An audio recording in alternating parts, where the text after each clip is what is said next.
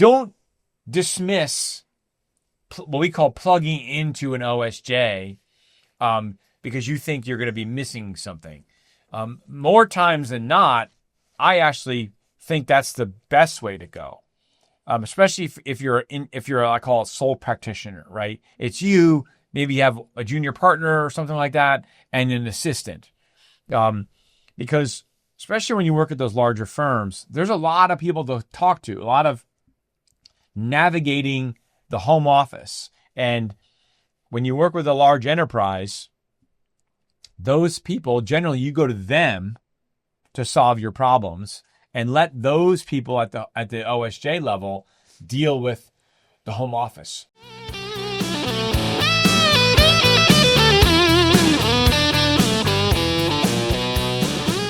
Welcome to Advisor Talk with Frank LaRosa, brought to you by Elite Consulting Partners. It's the only podcast offering unfiltered guidance and a direct advice for all things concerning financial advisors, RIAs, and the practitioners in the wealth management business.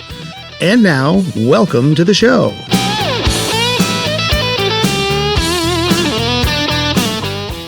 Hey everybody, welcome to Advisor Talk with Frank LaRosa. I am your host. This is take 2.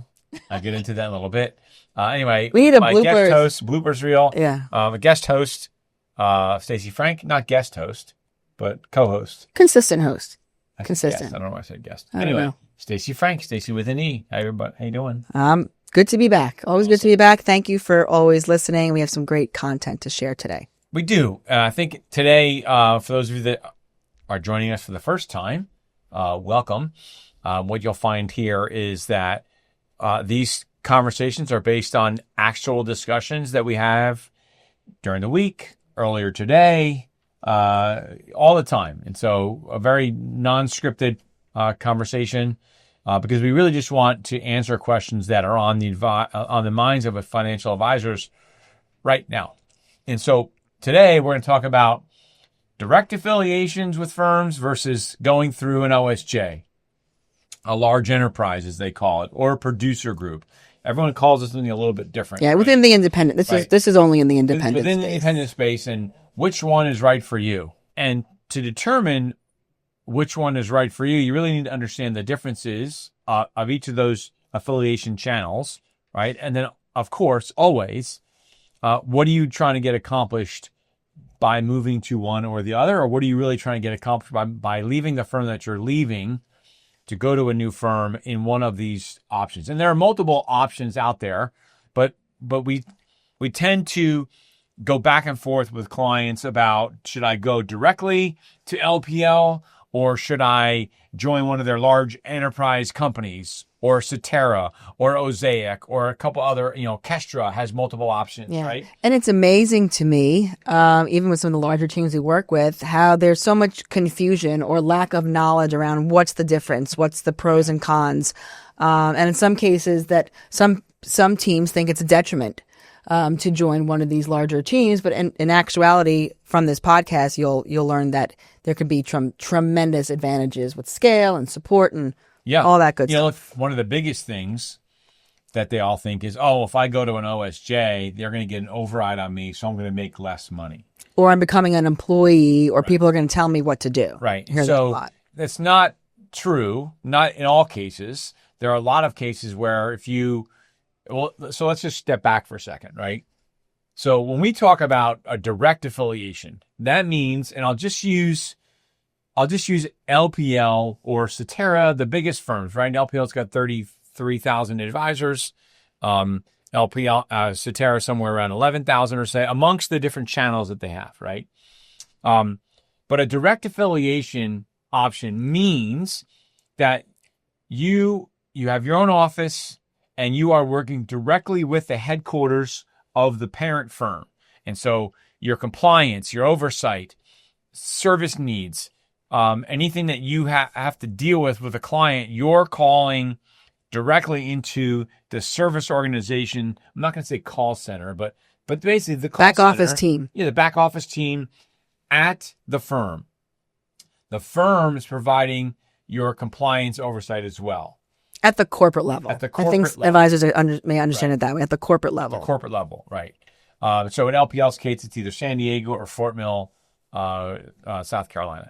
And so that's direct affiliation. And there's a payout there. You get transition bonus, transition money. And a lot of times firms want you to do that. And this is sort of like maybe lifting the veil a little bit here. But the firms want you to do that because they're typically going to make a little bit more money on you by you joining them directly. What I mean by that is, and we'll get into the math a little bit here, right? So if there's 100 cents in every dollar and you're a $1 million producer and you go to a large independent firm, whether it's LPL, Cetera, Osaic, we'll talk about those three firms, right? Because they're sort of, the three is sort of three amigos or whatever you want to call it. My three cats, I call them the three amigos because they're always together. So, and so let's say there's 100% of every dollar. You're a $1 million producer. You come in at 90. They give you a 92% payout.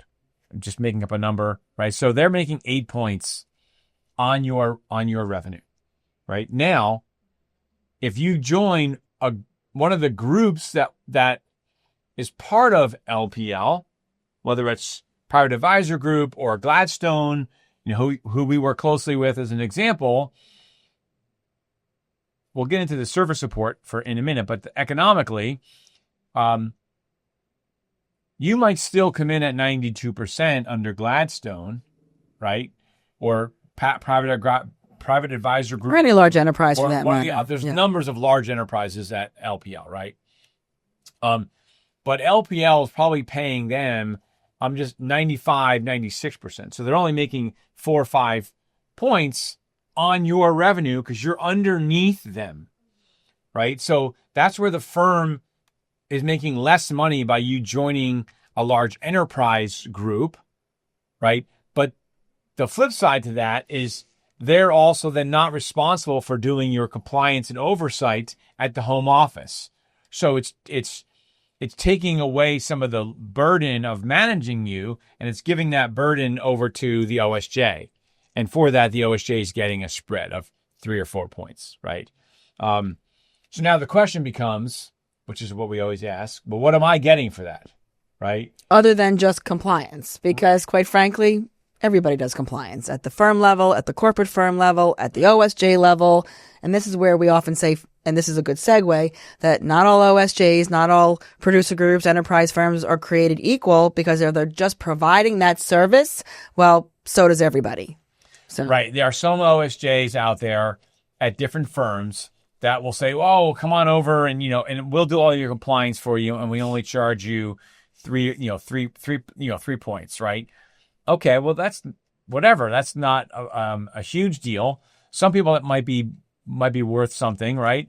But then you might go to another firm that charges you 5 points, but they're doing other things for you, right? They're trying to find ways for you to grow your firm organically. They're doing coaching. They're doing team meetings. We were just at we were with Gladstone, which is a large enterprise. They have $24 billion at LPL. And we spent the last 2 weeks there, not straight, but going back and forth. And they were bringing in groups of advisors, partner offices at their firm to talk about all the resources that they have available, and all the things that they're trying to do for the advisors to help them grow, and also get feedback on what do the advisors need. Yeah, and that's really because large enterprises, like I said before, not all are created equal. They have to be constantly earning the trust, constantly earning the business of the financial advisor, treating the financial advisor. And I actually say this to my clients, my advisor clients, that great news, you are now sitting in the seat of being the client of these firms. They need to earn your business and your trust and the validity of their resources every single day. Yeah. And one of the things that I find especially when you're talking to larger firms, so the three amigos, Cetera, LPL, and Osaic, right? What these OSJs do is they make a large firm feel very small, right? Where they are able to provide a level of culture within their small group, right? There was culture when we were in Dallas with Gladstone, you can feel that there was a level of culture that they were building on camaraderie amongst the advisors, right? If you go to a direct affiliation, there's still culture at the firm, but you're not going to get the same thing because the firm, look, LPL still does chairman's trips and president's council trips and all these other things, right? But maybe what you're not going to get is the smaller, intimate stuff. Right. And it's funny because for most advisors, maybe back in the day, they thought that this affiliation or this path was really for smaller advisors that couldn't do this on their own. But in reality, the large enterprise model serves quite well for larger teams that want to focus on growth, revenue generating, client facing, and want to offload those things. It's a smart business decision. Right. Yep. Yeah. And so I think that you as an advisor have to, don't look necessarily at what your payout is. Look at what your net income is. And is the group that you're going to affiliate with going to help you grow your net income faster than if you were doing it on your own, right? Now, there are some situations where you actually, in that example that I use, $1 million producer getting 92%, you might be able to affiliate with a large enterprise, large OSJ, and because they have such a higher payout at the firm, that they might be able to give you a higher payout than you get on your own. Right. You're leveraging economies of scale. Yeah, it's economies of scale, right? Law of large numbers. And so don't dismiss what we call plugging into an OSJ because you think you're going to be missing something. More times than not, I actually think that's the best way to go. Especially if you're I call it sole practitioner, right? It's you, maybe you have a junior partner or something like that, and an assistant.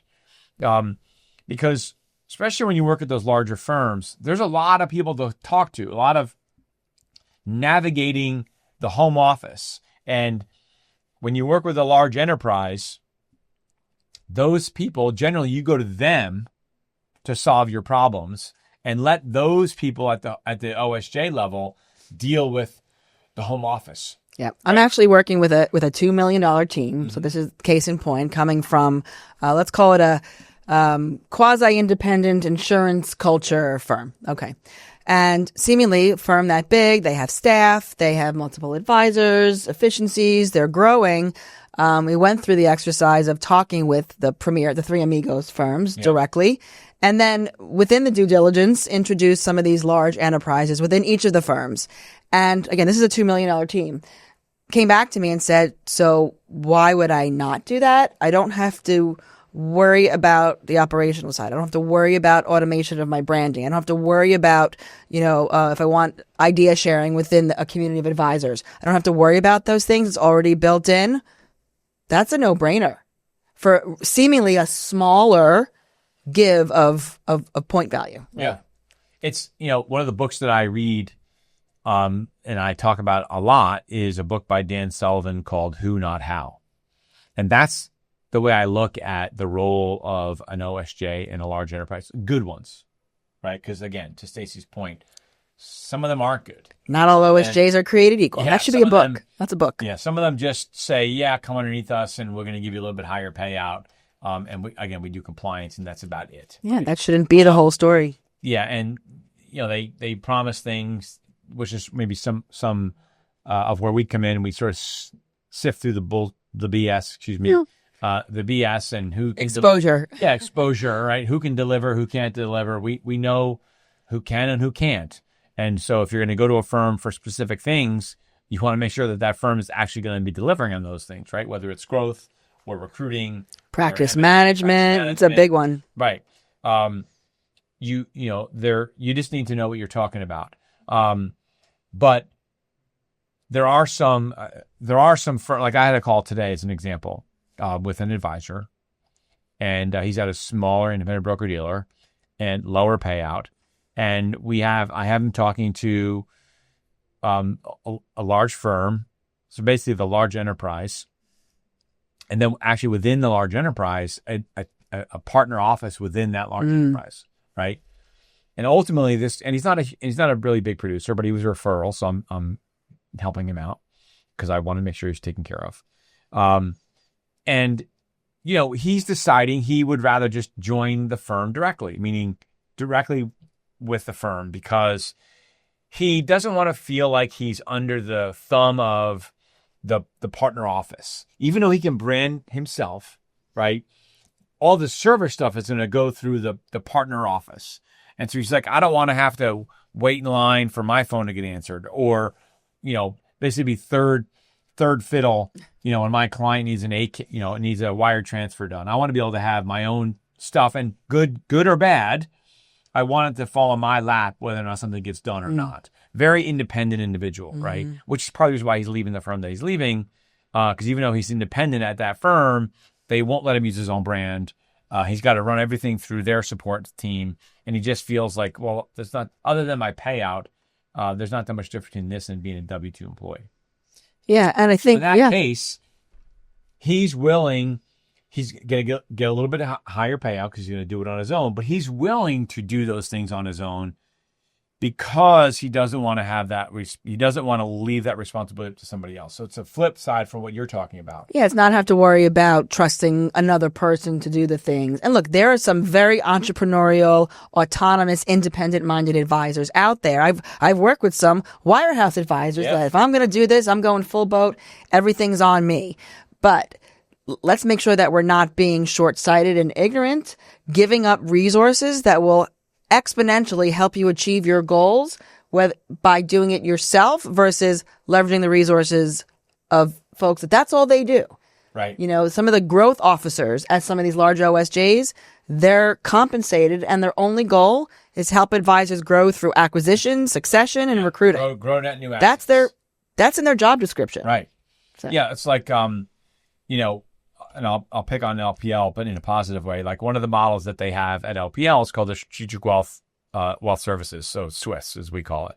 And it's a what I would call a premium affiliation model, because they charge you as an advisor. You have to have I think a minimum now is $350 million. It used to be $150 million. It was 200. 200 million, and it keeps going up. Right? Day one, right? Because we were first. Yeah. We actually did have the first advisor sign. Debatable, but yeah. Well, first advisor signed, but not joined. Oh. We're splitting hairs here. Yeah. Okay. Well, we still go down as the first one. Right. Having the first client to sign. Anyway, point is it's a premium service so that they provide a higher level of service to the teams that are with them in a sort of like pod service model. But you get your own compliance person, you get your own marketing person, you get your own like CFO, right? So, and they're all together. They all work together, and they only service, 20 or 20. Let's call it 20 to 25 teams. But for that, it's a little bit more expensive in that they charge you an overall basis point fee, a servicing fee. Right. It's basis points, but it's a servicing fee on your total AUM. Right now, it goes down as your AUM goes up, which is the right model. As your AUM goes up, it goes down, sort of grids down, right? But it's still, because we run all the different models and we constantly do this all the time, it's a little bit pricier than if a team with that size assets went direct to LPL. And they not only did they go direct to LPL, but now they have to get their own CFO. They have to get their own marketing person, right? LPL can still do their compliance, but there are a lot of firms, and we've moved some big wirehouse advisors to that platform because they recognize what they're good at and what they're not good at, right? And they recognize the value that LPL in this model can bring to them. That is the do-it-for-me scenario, right? Help me build out my office, design the office. I don't want to think about this. I just want to point out the building I want to be in, and then I want you guys to help me. I want your CFO to help me. Tell me how I should structure my compensation model for my team. I don't want to have to figure that stuff out all by myself and make multiple mistakes. I want to be able to have a more boutique compliance feel so I can reach out to someone that knows our team and knows my clients. And I'm willing to pay a little extra for it, right? So you have to understand, like, what is it that you're getting? Right. And the value of time. And well, that's right. You're buying some of the best teams, the ones that we feel have the best, call it business acumen or ability to make business decision as an entrepreneur are the ones that recognize, wow, my gosh, if I offload those things to the large enterprise that I'm affiliated with, I get back so much more time to exponentially work with my clients and grow the business without that worry. Right. There's a measurable time component there it's invaluable. Yeah. So, and I look at that, and don't think of it. So if we're having a conversation, let's say you call us, and we'd love to talk to you about this stuff.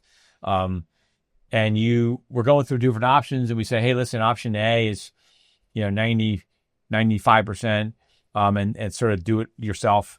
And option B is 90%. I'm just making up a number here, is 90% or 92%, depending on how big you are. Don't look at that as, I'm losing 3 points.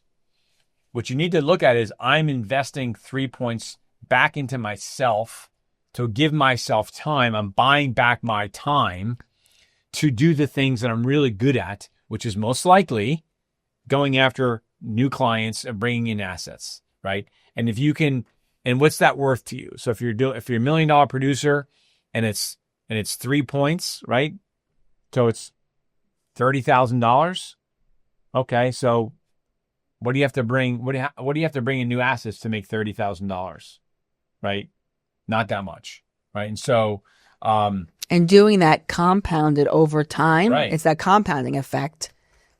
The results are invaluable. Right. And so we talk about this because this is an important decision. The other thing that you can talk about is it's not a black and white either, right? We have situations where the advisor wants to join the OSJ because they're coming from a wirehouse, so they're not ready to run on their own, right? So join the OSJ. And then when you get to a certain size, as long as it's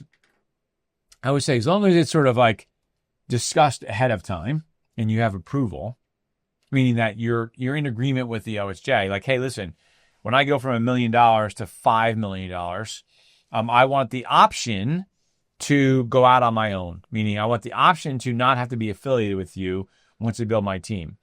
And the reason I say structure it as an option is because you may realize at $5 million, you still don't want to do the stuff that the OSJ is doing, right? You still don't want to have to deal with fielding operational compliance calls. And maybe you can negotiate with them, right? Because let's say you came on board at your $1 million and you were at 90%, and now you're doing $5 million. Well, maybe you go back to your OSJ and say, listen, I'll stay around, I'll stay on the platform, but not at 90%. Right? Maybe they'll move you up to 92 or 93 because now you're doing $5 million. And so you've helped them grow. Maybe they were at 95. Now they're maybe at 96 or 97. And so you just have a plan in place on when you get to the goal that you want to get to, what's next. But just understand, I think this is really to your point earlier, Stacey, like understand what you're trying to do and where you're trying to go. And what I'll just call it platform. Mm-hmm. Direct affiliation, a Swiss model like LPL has, I'll call it a W-2-like model like some of the firms have, or an OSJ model, and there's some differences, right?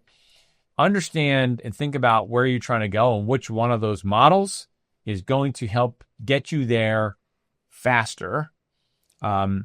And it may not always be growth, right? I know we talk about growth on this podcast. But pricing, think about the larger an OSJ grows, the more, accommodating the firm will be in terms of, is it 8 basis points? Is it 3 basis points?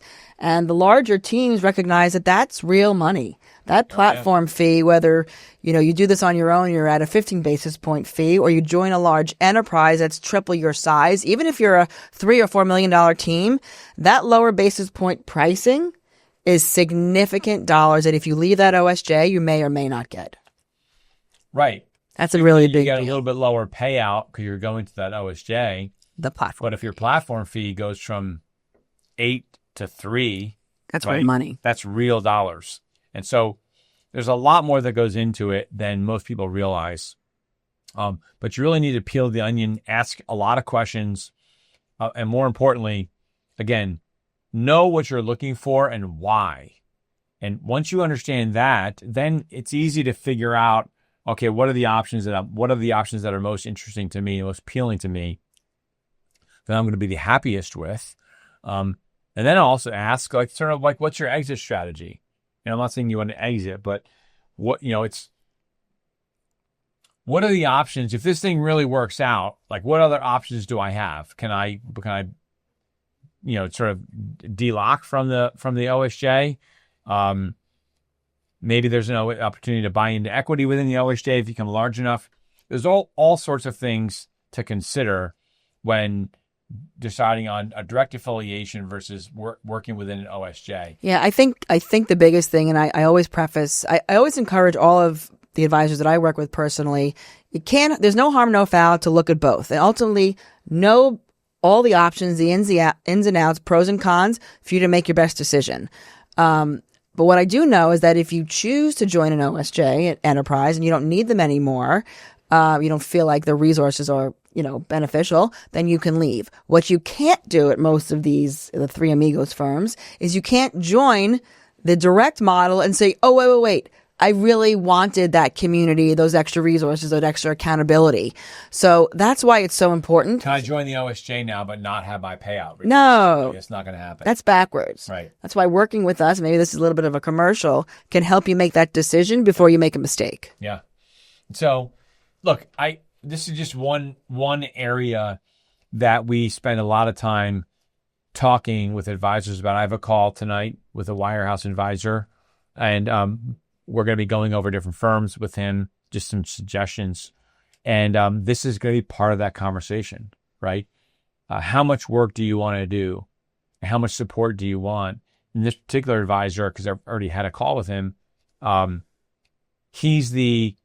understand paying for value, right? He already gets it from where he is. So it'll be an easier conversation for me. Because he already subscribes to this idea and concept of, I would rather pay a little bit more and build a team around me so I can just focus on what I'm really good at and what I love to do, and that is go help sophisticated business owners with sophisticated business strategies, exit planning strategies, and wealth strategies. And to me, that's going to be, I'm super excited for the conversation because I love those types of businesses. Yeah, and this is not just a financial advisor decision. This is a business decision. And just think about the advisors that can connect better with their business owner clients. Talking about these decisions, you're now seen in a very different light than just being the guy who manages their investment portfolio. Right, exactly. So that's a whole, again, we had a great podcast with Ken Greider from Raymond James on, and then we did a panel conversation with five advisor teams at Raymond James. But the point is, understanding the value of what each affiliation option affords you. A lot of firms are coming out with more options. And I was thinking about this, and I'll close on this really. If you think about, I've always made this comment on our podcast here that the more things change, the more they stay the same, right?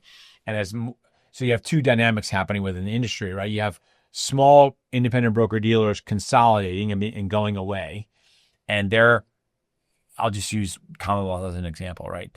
So they're being gobbled up by different firms, in this case LPL, and they're becoming essentially large OSJs underneath the larger firm. In Commonwealth's example, it's going to be 100% owned by LPL, right? So there's consolidation happening in that independent broker dealer space. But what I also think is going to happen at all of these different firms, again, not Commonwealth because it's owned by LPL already, but all of these OSJs that are 20 billion, 30 billion, 50 billion or more at all of these firms, I believe, are going to do the opposite of what's happening. Mm-hmm. I believe they're going to break away and become their own independent broker-dealer because they now know how to operate. They now have the full team. They're already operating in a way like their own independent broker-dealer, but they're just sitting on the LPL platform or the Cetera platform or the OSJ platform or whatever platform is out there, right?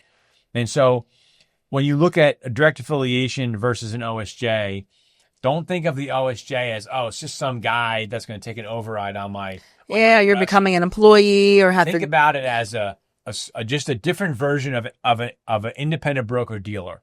And there are a lot of advisors today that want this small feel. Like, I want to be part of a firm like they had years ago when LPL was only 10,000 advisors and Commonwealth was only 1,000 advisors, whatever it is, right? That's what's happening within the industry.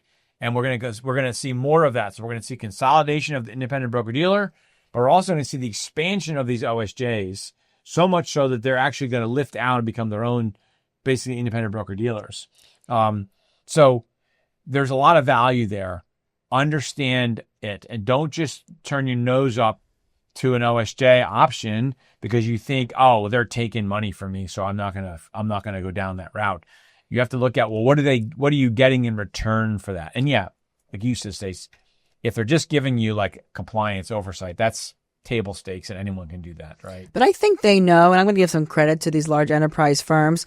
They know that the competition is great. The choices are smaller, and again, they have to earn the advisor's trust and earn their business every single day. So if they don't have these resources, they're just another fly-by-night firm. And they're a dime a dozen. Dime a dozen. So anyway, with that said, if you want to have a further conversation, if you're toying with this idea of which direction to go in, the best thing to do is give us a call. You can reach Stacey at 856-816-6322 or Stacey at eliteconsultingpartners.com. Stacey, don't forget the E, or Frank at eliteconsultingpartners.com, 856-316-4651. I had no E in my name. So you can also reach me at my Instagram account, which is franklarosa.elite. We put some great stuff up on there. Don't forget to subscribe to this. Don't forget to listen to us and also watch us on our YouTube channel. If you have anybody that you think is going through this or struggling with this idea, don't forget to share this podcast with them.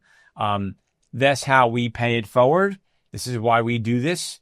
And how you pay it forward is by sharing our information and sharing this knowledge with somebody else in your circle that might need the help and guidance and advice that you may not want to give them.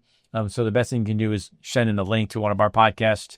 We have some great ones. We've got over 250 podcasts now, almost 260 at this point. Some of them are great. I think 2026 is going to be a great year, and I'm looking forward to it. But anyway, thanks for listening, and we'll see you next time. Bye-bye.